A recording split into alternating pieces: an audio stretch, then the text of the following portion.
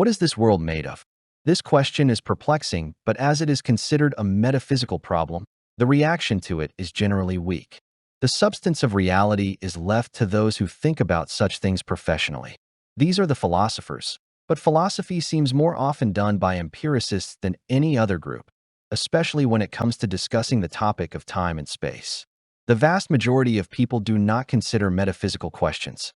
What is not phenomenological is not thought to be of any importance. Most of us, if asked, assume the fundamental questions were answered a long time ago. This essay hopes to change your mind if you think the fundamental questions are settled. If this position represents what you assume to be the case, then we hope you will find this was never the case. What the world is made of is probably the most important question we can ask, and the one more in need of answering than any other. However, it is also the question most people think was settled long, long ago, if it was ever a question at all. Anyone who is not a philosopher thinks the nature of reality was always known to be physical. But it is not just that the question is considered the province of metaphysics.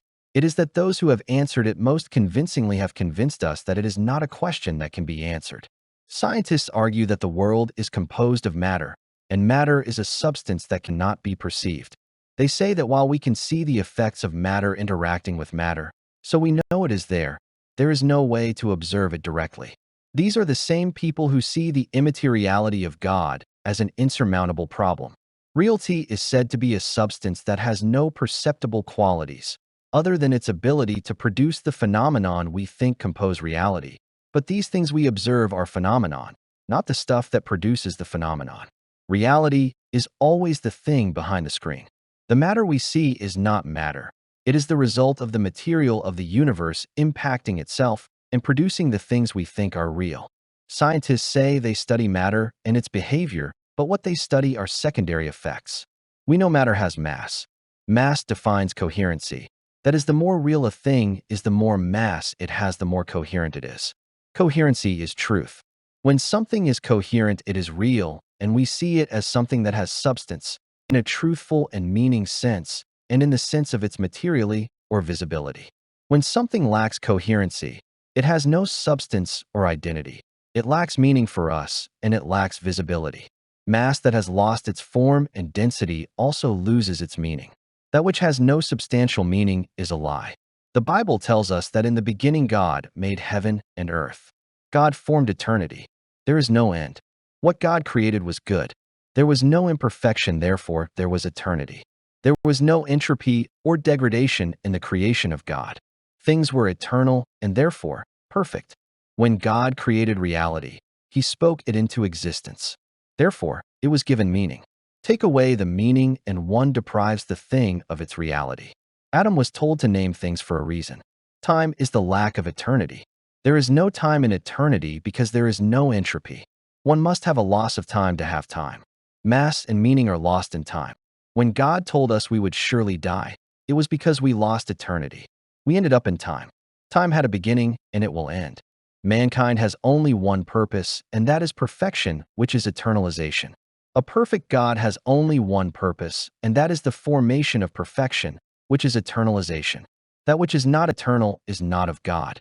The desire for perfection is a desire for eternalization. Man desires to escape time. The purpose of a Christian is to find and follow God. In doing this, to enable this, we are inhabited by the Holy Spirit who guides us. Where could a perfect God guide us, but to the perfection of eternity? Eternalization comes from God. As we escape the flesh, we escape mortality and we escape time.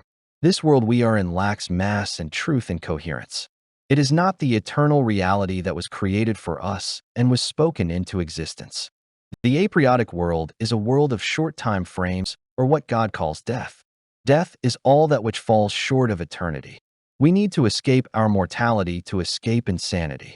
In one way of looking at the problem of insanity, we can see it as a collapse of time. The insane try and escape the passage of time and find some way around the prison of time. If our goal is to achieve perfection, we need to implement separation, for this world is insane, meaning undirected. It has no concept of perfection and no path to its achievement. Humans try and justify their presence in this system by attempting to fix it, but it is a system that is not broken. The aperiodic system is doing what it was designed to do, deprive of us of our sanity. It's called the beam in our eye, but it prevents us from thinking rationally. Humans are the irrational species. We are sentient, but it is a deeply corrupted sentience. The system we are in is not a thing.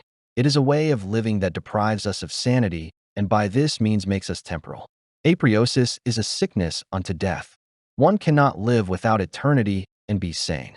Aperiosis is a spiritual sickness that leads to death, for it deprives us of eternity. Without eternity, there is no perfection, for ultimately, we begin to gamble to overcome the limitations of our time. Entropy is the measure or passage of time. As mass declines, time declines or passes. The end of time is the end of mass. Eternity is the preservation of mass or the end of time. The depletion of mass is the consumption of time, meaning time is limited. To preserve mass and time, we need to preserve the meaning and value of things.